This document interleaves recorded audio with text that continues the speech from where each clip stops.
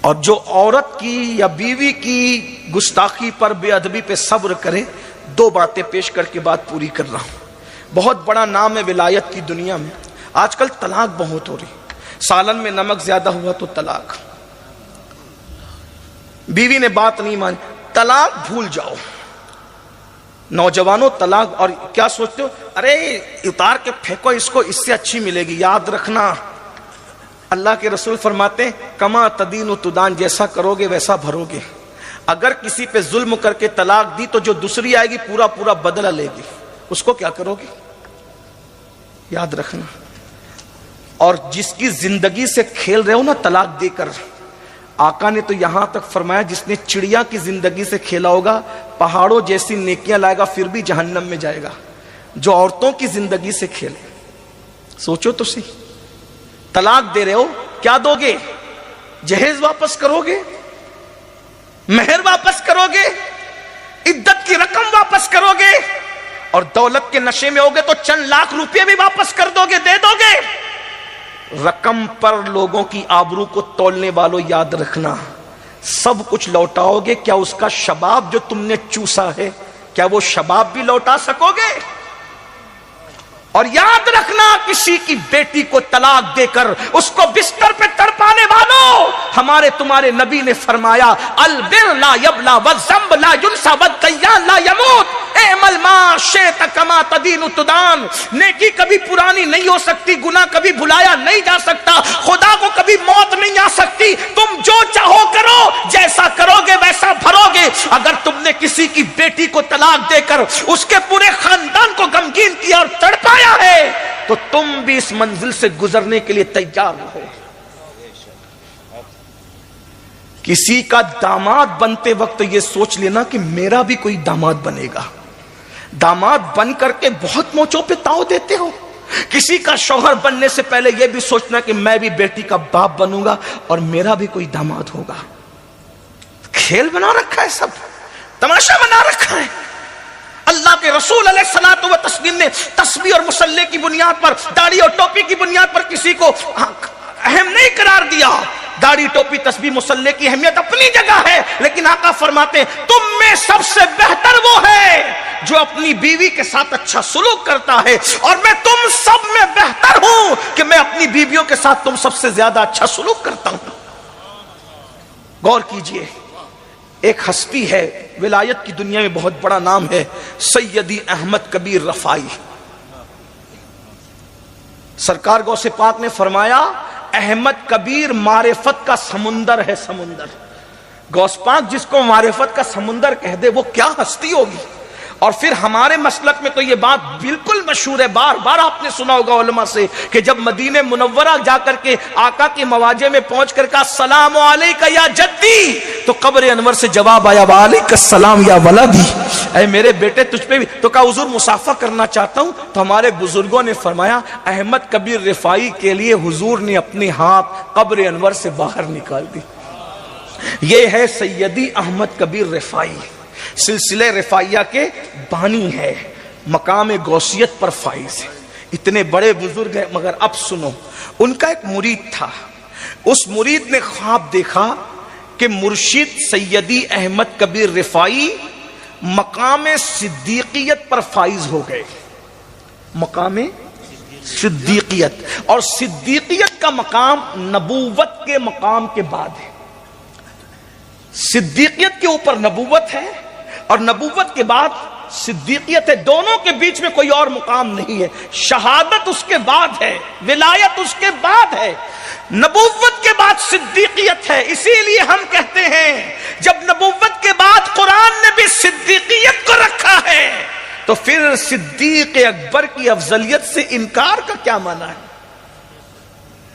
قرآن بھی کہتے ہیں انعم اللہ علیہم من النبیین والصدیقین، نبوت کی بات۔ اسی لیے ہمارے دادا مرشد حضور محدث اعظم کے چوچوی رحمت اللہ علیہ یوں کہتے ہیں مرتبہ حضرت صدیق کا یہ ہے سید، ہر فضیلت کے وہ جامع ہیں نبوت کے سوا۔ اگر لوگ الگ الگ بولی بولنے پر آ جائیں تو کسی کی نہ ماننا، اپنے اسلاف کے نقش قدم پر رہنا۔ یہ میرا عنوان نہیں ہے، لیکن بات میں نے اشارے میں عرض کر دی۔ کوئی بھی بولنے کے لیے آئے تو اس کو تولو اسلاف کی بولی پر، جس کی بولی اسلاف کی بولی سے ملتی ہے اسی کو قبول کرو، اور جس کی بولی اسلاف کی بولی سے نہیں ملتی اس کی گفتگو کو دیوار پہ مار دو، کیونکہ ہمارا مسلک ہے تیرے غلاموں کا نقش قدم ہے رائے خدا، وہ کیا بہک سکے جو یہ سراغ لے کے چلے۔ نئی بات لانے والوں کو ہم کیا قبول کریں؟ اسلاف تو کہہ چکے، جو کہنا تھا کہہ چکے اسلاف۔ بہرحال تو مرید نے دیکھا کہ پیر صاحب مقام صدیقیت پر فائز ہے، صدیقیت کا مقام، لیکن مرید کی ہمت نہیں ہوئی کہ پیر کو اپنا خواب بیان کر سکے۔ پہلے کے مرید لوگ کیا ادب کرتے تھے، پیر کی شان میں خواب دیکھا ہے لیکن حوصلہ نہیں ہے کہ پیر کو اپنا خواب بیان کر سکے۔ آج تو ہم مریدوں کو پیر صاحب سے مذاق کرتے دیکھ رہے، اندازہ فرمائیں کیا دن آ گئے، اماموں سے مذاق، علماء سے مذاق، مشائخ سے مذاق، کیا حوصلہ ہے قوم کا آج۔ بہرحال لیکن وہ پیر بھی کون تھا، ہائے ہائے ہائے، جسے دنیا احمد کبیر رفاعی کہتی ہے۔ کیا تربیت تھی ان لوگوں کی جو پیروں کا اتنا ادب کرتے ہو اور رسول اللہ کا کتنا ادب کرتے ہوں۔ ہمت نہیں ہوئی کہ پیر کو بیان کر سکے کہ میں نے خواب دیکھا، نہیں بیان کر سکا۔ ایک دن وہ خانقاہ میں آیا تو دور سے ایک منظر دیکھا اس نے۔ خانقاہ میں یہ منظر کیا کہ کوئی نہیں ہے خانقاہ میں، حالانکہ حضرت کی خانقاہ میں ہزاروں لوگ آتے تھے واعظ سننے کے لیے، ہزاروں کی تعداد میں۔ حضرت کا بہت بڑے واعظ تھے آپ اپنے زمانے کے، ہزاروں لوگ واعظ سنتے تھے۔ آج انٹرنیٹ پر چند ہزار لوگ کسی کو دیکھ لیتے تو زمین پہ قدم نہیں رکتے ہمارے، لیکن ہمارے بزرگوں کو بغیر انٹرنیٹ کے اس زمانے میں ہزاروں لوگ سنا کرتے تھے۔ یہ ہمارے بزرگ لوگ تھے، ہم ان کے پیچھے ہر اعتبار سے پیچھے۔ اللہ کرے ہمیں ان کے خیرات مل جائے، ان کا صدقہ مل جائے۔ تو سیدی احمد کبیر رفاعی رضی اللہ تعالیٰ کی خانقاہ، اتفاق ہے کوئی نہیں ہے، ایک خاتون ہے جو سیدی احمد کبیر رفاعی کو مار رہی ہے اور آپ نے اپنی گردن جھکا لی ہے۔ ام عبیدہ میں یہ کون کر سکتا تھا؟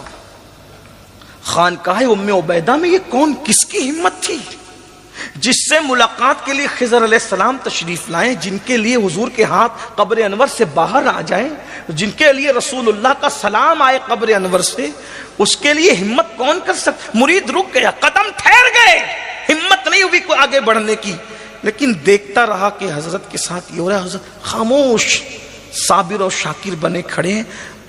مارنے والی مار کر چلی گئی، اور جب خون وغیرہ گردن سے نکلنے لگا، جسم زخمی ہو گیا، جب وہ چلی گئی تو مرید آیا اور آنے کے بعد عرض کیا حضور اگر میں صحیح پہچان سکا ہوں تو جو آپ کی شان میں بے ادبی کر رہی تھی کیا وہ میری پیرانی امی نہ تھی؟ پیرانی امی نہ تھی وہ؟ مرشد نے کہا ہاں بیٹا تو نے صحیح دیکھا کہ وہ میری بیوی تھی جو میرے ساتھ یہ سلوک کر رہی تھی، میری بیویوں میں سے ایک بیوی تھی جو میرے ساتھ یہ سلوک کر رہی تھی۔ اب مرید کا جذبہ، وہ بھی ایسا مرید جو خواب بیان کرنے کی ہمت نہ رکھے، مرید نے کہا حضرت جو آپ کے ساتھ ایسا ظلم کرے کہ آپ پہ ہاتھ تک اٹھا دے، آپ پہ ظلم کرے، آپ اس کو گھر سے نکال کیوں نہیں دیتے؟ آپ اس کو طلاق کیوں نہیں دیتے؟ اس کو گھر سے باہر کیوں نہیں کر دیتے؟ مسکرا کے کہتے بیٹا محسنوں کو گھر سے باہر نہیں نکالا جاتا، احسان کرنے والوں کو گھر سے باہر نہیں نکالا جاتا، طلاق نہیں دیا جاتا۔ کہا حضور یہ بھی کوئی محسن ہے، یہ بھی کوئی احسان کرنے والی ہے، یہ تو آپ کی کے ساتھ بدتمیزی اور بے ادبی کر رہی ہے۔ فرمایا بیٹے چند دن پہلے تو نے جو خواب دیکھا نا کہ تیرا پیر مقام صدیقیت میں فائز ہو گیا، وہ نفلی روزے اور نفلی نمازوں کی وجہ سے نہیں، یہ اس طریقے کی بدتمیزی کرتی ہے اور میں صبر کرتا ہوں، اسی کی برکت سے اللہ نے مجھے مقام صدیقیت عطا فرما دیا۔ یہ ہے اللہ، یہ وہ علم والے لوگ تھے۔ ایک مرتبہ حضرت سیدنا شفیق بلخی، ان سے کسی نے کہا آپ اپنی بیوی کو طلاق دے دے کہ بہت بد اخلاق ہے۔ وہ بد اخلاق ہے نا، میں تو اخلاق مند ہوں۔ بد اخلاق کے ساتھ اخلاق سے پیش آنا، اسی کو تو اخلاق کہتے ہیں۔